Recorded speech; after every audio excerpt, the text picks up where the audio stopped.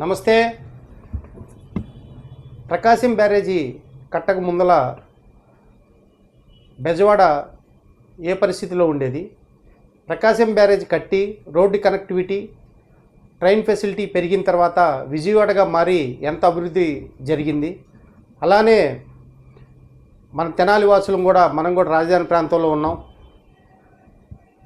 ఈ మధ్య పేపర్లో కానీ అందరి నోట్లో నుంచి, అందరంటే కొంతమంది నోట్లో నుంచి మనకి కాజా నుంచి వచ్చే బైపాసు తెనాలి వరకు రావట్లేదు, మధ్యలోనే ఆగిపోతుంది, అది అమౌంట్ ఏదో కుదించారు కేంద్ర ప్రభుత్వం, దానివల్ల మనకి బైపాసు రోడ్డు రావట్లేదు, మనందరూ ఇబ్బంది పడతామని చెప్పి చాలా మాటలు వినపడుతున్నాయి. మేము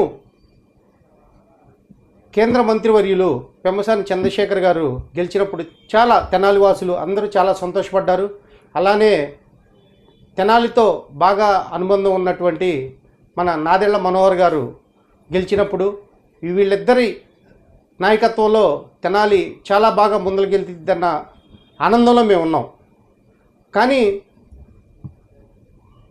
ఈ వారం రోజులుగా కొంచెం అందరం అంటే మా తెనాలి ప్రాంత వాసులు, ఇది నా మాట కాదు, మా తెనాలి ప్రాంత వాసులు అందరం కూడా కొంచెం గందరగోళానికి లోనై ఉన్నాం. ఏంటంటే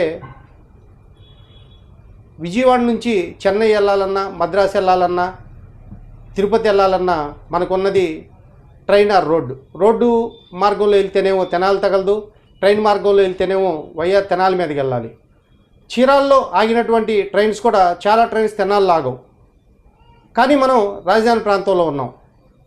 అలానే కాజా రోడ్డు కనుక, కాజా దాకా వచ్చినటువంటి బైపాస్ రోడ్డు కనుక తెనాలి దాకా రాకపోతే చాలా మనం ఫ్యూచర్లో తెనాలికి చాలా పరిశ్రమలు వస్తాయని చెప్పి చెప్తున్నారు.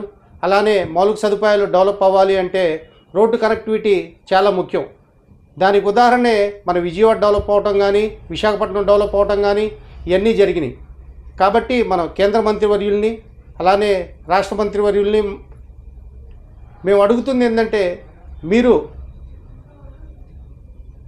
కేంద్రం ప్రభుత్వం కూడా మనతో పాటే ఉంది, మనం కూటమిలో ఉన్నాం కాబట్టి దాన్ని కాజా నుంచి తెనాలి దాకా కనెక్టివిటీ రోడ్ని తీసుకొని వచ్చి మన తెనాలి అభివృద్ధిలో మీరు నాయకత్వం వహించాలని చెప్పి నేను కోరుకుంటున్నాను. నమస్తే.